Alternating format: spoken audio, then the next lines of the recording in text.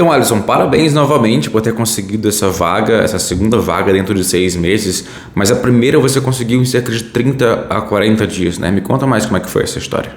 Bom, é porque assim que eu cheguei na Giga, como a Giga tem prática todos os dias, eu parei de simplesmente ficar estudando com base em uma entrevista que eu fosse fazer, ou simplesmente estudar uma vez ou duas vezes na semana. E daí, mais ou menos uns 30 dias depois, foi que veio a primeira oportunidade. Como que eu consegui fazer isso? Eu simplesmente fiz, sabe? Eu cheguei com a coragem de fazer a entrevista e simplesmente conversei com o recrutador falou, poxa, Alisson, beleza, eu vou te passar para a próxima etapa na minha entrevista técnica. Tem problema? Não, não tem problema. Então a gente foi lá, fiz a entrevista técnica e eu já estava meio que preparado, né, por conta de algumas coisas, treinar inglês todos os dias, treinar inglês técnico todos os dias, ter conversas técnicas e ter as simulações de entrevistas também, que nesse primeiro momento, no fim das contas, esse foi o ponto principal, porque eu já sabia mais ou menos o que o cara ia perguntar na entrevista técnica. E aí lá, quando eu cheguei lá na entrevista técnica, eu já meio que estava ciente do que ia acontecer de perguntas, então muitas das perguntas deles, como eu falei, assim, ele me perguntava, eu já tinha respondido essa pergunta nas simulações de entrevistas que a gente faz na Giga, sabe? Então, acredito que esse foi um dos grandes pontos que aconteceu, assim, nessa primeira oportunidade, e para eu conseguir ela em 30 dias, né, tipo, foi mais ou menos entre 30 e 40 dias após a minha entrada na Giga, assim, e obviamente, isso aconteceu também porque, acho que principalmente no começo, eu não faltava nenhum dia, eu ia todos os dias que eu podia ir realmente. E daí, cerca de 4 meses depois, veio a segunda oportunidade, né? Como é que foi esse processo de conseguir essa segunda vaga? Depois de 4 meses, veio esse processo seletivo, que começou por uma recrutadora que veio ali no LinkedIn. Acho que foi muito longo, durou quase 2 meses, eu acho, mas teve muitas etapas, assim, mas nenhuma delas também, tipo, chegou a me intimidar, digamos assim, sabe? Porque com o tempo de prática e tal, principalmente quando chegou, acho que a única que teve um pouco assim que eu me intimidei foi a de Lead Code, mas era uma coisa que eu meio que tentei abstrair aquela ideia de que, são os caras me avaliando. Eu simplesmente imaginei que é um cenário que é o mesmo que a gente tem na Giga. São caras que vão ficar dando sugestões sobre o que eu tô fazendo ali, entendeu? Então, acho que essa foi uma das únicas etapas assim que me intimidou. Porque com mais ou menos 4 meses na verdade, mais ou menos uns 5 meses de Giga, eu já estava mais habituado a conversar sobre as coisas, sabe? Tecnicamente falando. Então, 6 meses de Giga geraram um grande impacto aí na tua carreira, na tua vida, né? Me fala como é que era a tua experiência com entrevistas antes da Giga. Eu passei uns 6 meses quase fazendo entrevista toda semana e eu conseguia passar em algumas fases, mas chegava em outras eu reprovava. Algumas eu não passei por conta do nível de inglês, outras eu não passei por conta de nível técnico. Cheguei em algumas na última etapa e recebia feedbacks assim, você tem um perfil legal, mas para uma vaga de sênior eu precisava que você fosse um pouco mais eloquente para explicar a arquitetura pro cliente e tudo mais. Então, eu comecei a entender que simplesmente saber falar inglês não era somente o que eu precisava, sabe? Tipo, eu precisava de algo mais. E foi daí que veio a Giga, né? Que era uma coisa que eu não tinha, a cultura de ter conversas técnicas em inglês, que eu acho que é o que faz bastante diferença. Porque às vezes você sabe algumas coisas, você trabalha com isso todos os dias, mas às vezes, como você nem tem a oportunidade de explicar para alguém em português, quando você precisa explicar em inglês, te falta vocabulário, te falta formatar um pensamento ali para explicar esses conceitos. Então, a partir do momento que eu entrei na Giga, que a gente tem call todos os dias, assim, falando, tendo conversas técnicas em inglês, eu comecei a adquirir mais vocabulário, comecei a aprender mais expressões, porque também outras pessoas estudando inglês e falando sobre tecnologia, eu comecei a entender um pouco mais de expressões, e daí foi que veio a primeira oportunidade. Vamos falar um pouco novamente das experiências e das oportunidades que você conquistou. Essa primeira que você conquistou, depois de 30 dias na Giga, ela foi um contrato temporário, né? Qual foi a importância dessa experiência para você? Era muito mais uma empresa de freelancers, então era um modelo de contratação um pouco diferente, mas que de certa forma foi bom para ver como é que funcionavam algumas coisas, todo o workflow ali, da galera, ter contato também com algumas pessoas ali, principalmente no início do projeto, com pessoas de outros países, foi interessante também, porque era uma coisa que eu não tinha. Então, eu ia falar com um cara que o cara era da Hungria. A gente só podia falar inglês, a gente não tinha outra língua pra gente se comunicar, entendeu? Então, isso forçou um pouco. Foi legal no começo, depois começou a diminuir a quantidade de horas e a quantidade de interação. E daí eu entrei em outro momento da minha vida, da minha carreira e tudo mais. E essa segunda oportunidade, uma empresa americana, uma empresa europeia, e como é que foi o processo seletivo em detalhes, cada etapa dele? Essa oportunidade que eu conquistei agora é uma empresa ucraniana, mas que tem clientes, a maioria dos clientes delas são da Inglaterra e dos Estados Unidos. E o time, obviamente, é um time bem internacional, né? Tem muita gente, tanto da Europa quanto da América do Sul. E eu acabei fazendo o processo seletivo dela porque eu me interessei pelo projeto. Então, o que que acontece? Eu iniciei o processo seletivo, o processo foi bem longo, foi bem burocrático, eu diria. Eu tive uma conversa com a recrutadora, depois eu tive uma outra conversa com um time de gestão de pessoas. Depois dessa conversa, eu tive uma entrevista técnica. Depois dessa entrevista técnica, que foi um live code, eu fiz uma entrevista técnica mesmo, que foi um whiteboard, que foi tipo um system design. E depois dessa entrevista, eu tive a entrevista com o manager. Eu tive 2 entrevistas com o manager final. Foi uma com o manager do time e outra com o manager do projeto em si, né? Que talvez seja ali mais como gerente de contas ali do projeto. E aí eles enviaram meu currículo e meu perfil para o cliente, para a empresa cliente, que é uma empresa é um meio de pagamento dos Estados Unidos. E aí acabou que eles aceitaram e é isso. Começo lá em maio. Alisson, vamos voltar um pouco mais no tempo. Me fala como é que foi a tua experiência no início do aprendizado de inglês até chegar até a Giga e quais foram os aspectos da língua que mais geraram impacto nos teus resultados. Quando eu comecei a estudar inglês, eu era muito travado, então, tipo assim, o primeiro ano era muito travado e eu também não era um aluno muito aplicado. Depois as coisas começaram a fluir um pouco mais e eu comecei a conseguir falar algumas frases, conseguir formular algumas ideias, né? Principalmente quando eu parei um tempinho ali e dei uma estudada nos tempos verbais, né? Então eu comecei a conseguir me expressar melhor. E foi nesse momento que eu comecei a fazer as primeiras entrevistas, né? E a dificuldade que eu tive nem foi de me expressar exatamente sobre como que eu tinha que falar as coisas, entendeu? Era que me faltava vocabulário técnico mesmo para explicar algumas coisas para os recrutadores e na hora das entrevistas técnicas também, que eu, tipo, às vezes a gente tem alguns termos que a gente usa aqui no Brasil e que não é usado lá fora. A gente tem algumas expressões para explicar algumas situações.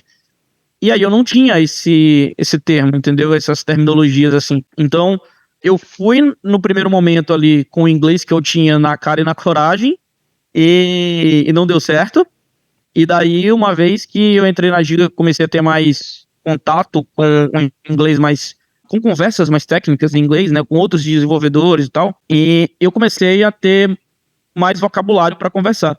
Então, isso me deu um pouco mais de confiança, não exatamente em iniciar os processos seletivos, mas nas entrevistas técnicas, porque eu já não tinha tanto medo do que ele vai me perguntar, sabe?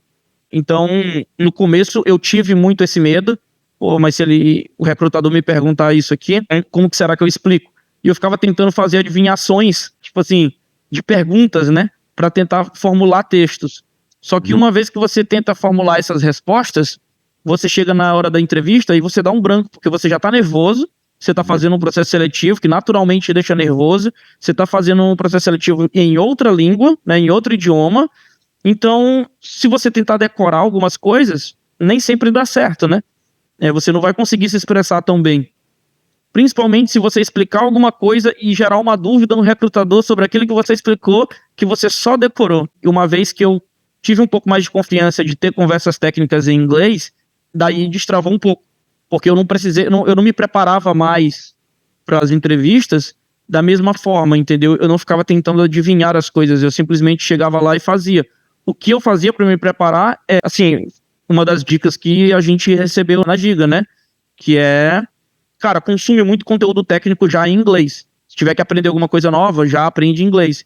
Então, se tinha alguma coisa que eu precisava ver, que eu precisava estudar, eu já comecei a acompanhar canais de YouTubers gringos, né? Então, já eram em inglês. E eu tive o cuidado ali de pegar não somente YouTubers, tipo assim, americanos ou canadenses. Eu peguei YouTubers de referências, assim, de outros países também que falavam inglês, né? Que tem canal no YouTube em inglês. Porque, no fim das contas, às vezes você vai fazer uma entrevista com uma empresa da Europa e você vai falar, sei lá, você vai ter uma entrevista técnica com indiano, com espanhol, com italiano. Então, esses sotaques, eles são diferentes, entendeu? E aí, às vezes, você tem problemas de comunicação simplesmente porque você baseia o seu inglês, por exemplo, só no inglês americano. E aí, quando você vai fazer uma entrevista com um cara que tem um pouco mais de sotaque, um recrutador, uma recrutadora com um pouco mais de sotaque, como foi o caso dessa empresa agora, que eu tive muito, muito contato com recrutadores e entrevistadores ucranianos, né? Então, esse lance de você consumir conteúdo em inglês, mas não ficar restrito a nativos de inglês também faz bastante diferença. Alisson, na Giga a gente tem diferentes práticas de aperfeiçoamento de inglês técnico. Me fala quais foram as práticas que mais geraram impacto nos seus resultados. A primeira foi a questão dos debates, né? A gente levanta uns pontos e faz debates em cima daquela situação. Então, cada um vai defendendo o seu ponto de vista. Olha, eu sou a favor disso, por isso, por isso, por isso. Eu sou contra, por isso, por isso. Isso foi bem legal, porque normalmente, numa entrevista técnica, acontece esse tipo de coisa, né? Ah, você usa tal coisa? Não, nunca usei. Mas por que você não usa? Se você tivesse que escolher entre Kafka e RabbitMQ, qual você escolheria? Então, ter esses debates é bastante importante, porque você aprende a levantar pontos contras e prós de algumas coisas e se posicionar melhor, né? Então, esse foi um ponto bastante interessante. Outro ponto bastante interessante foi o que a gente começou a fazer sobre desafios, que foi um dos processos que eu tive, que foi de entrevista de live code. Então, foi basicamente aquilo, abrir o lead code e resolver problemas. E foi só um problema, mas eu tive 1 hora para resolver o problema, enquanto os 2 desenvolvedores que estavam lá me avaliando ficavam dando sugestões, fazendo perguntas. Por que você não faz assim? Por que você não faz essa?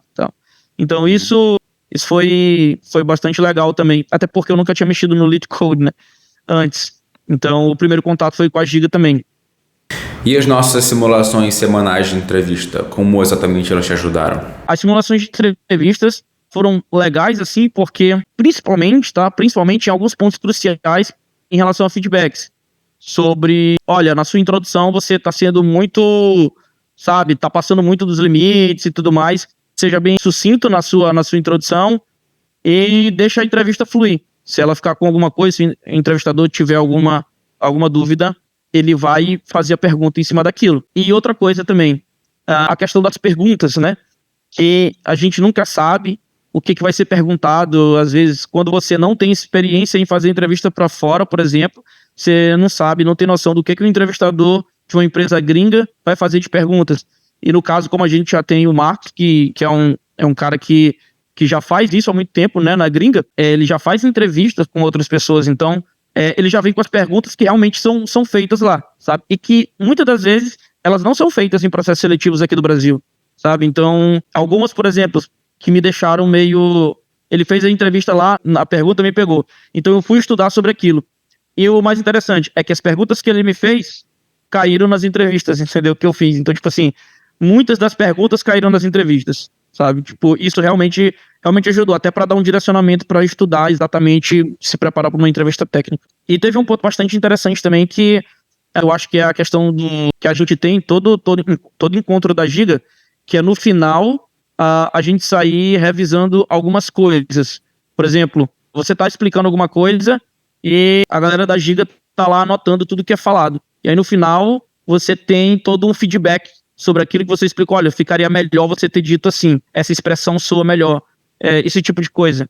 Então, essas coisinhas assim mínimas, no fim das contas, fazem a diferença quando você vai conversar. Soa mais natural. Maravilha, Alisson. Parabéns novamente e muito obrigado. Só pra gente encerrar, eu quero que tu me fale quais são as dicas principais que tu dá para outras pessoas que estão nessa mesma jornada e querem conquistar resultados como os teus. A primeira dica para quem está procurando uma vaga na gringa é saber explicar as coisas em inglês. Que eu acho que é isso que a gente tem na Giga. Como a gente tem encontro todos os dias, e os encontros eles são exatamente entre desenvolvedores, a gente consegue ter muitas conversas técnicas em inglês, né? E às vezes a gente sabe as coisas, mas a gente tem dificuldade de explicar em português, mas a gente acaba conseguindo explicar, porque a gente tem vocabulário, mas quando se trata do inglês, a gente nem sempre tem tanto vocabulário. E aí é que entra o lance da Giga, de praticar todos os dias, sabe? Talvez não seja na primeira semana, nem no primeiro mês, mas em algum momento você vai sentir que vai estar apto a ter conversas técnicas mais maduras, assim, digamos. Vai se sentir mais confiante para falar e abordar qualquer tema técnico em inglês. E o segundo ponto, eu acho que é você ter uma rotina e tentar conciliar isso com exercícios de lead code. A gente acha que não faz muito sentido aqui no Brasil, mas os gringos levam muito a sério essa questão dos fundamentos de algoritmos e estruturas de dados. Então a gente, como por exemplo na Giga, a gente tem essa prática e que eu acho que é uma parada legal, principalmente para quem vai fazer entrevista técnica, assim, que tem esse exercício de live code, que eles vão colocar um exercício para você e vão ter 1 ou 2 ou até mais desenvolvedores da empresa te entrevistando. E no fim das contas, você vai precisar desenvolver um algoritmo, desenvolver uma solução com pessoas opinando e validando aquilo ali para ti, te dando ideias, te dando sugestões. E que é a mesma coisa que a gente faz na Giga. Alguém vai lá e vai tentar resolver o desafio e as outras pessoas vão ficar dando sugestões sobre como resolver aquilo ali. No fim das contas, todo mundo está pensando em como resolver o problema e vai ter uma pessoa ali sempre praticando como escrever código na frente de outras pessoas sem se importar muito com ser julgado, né?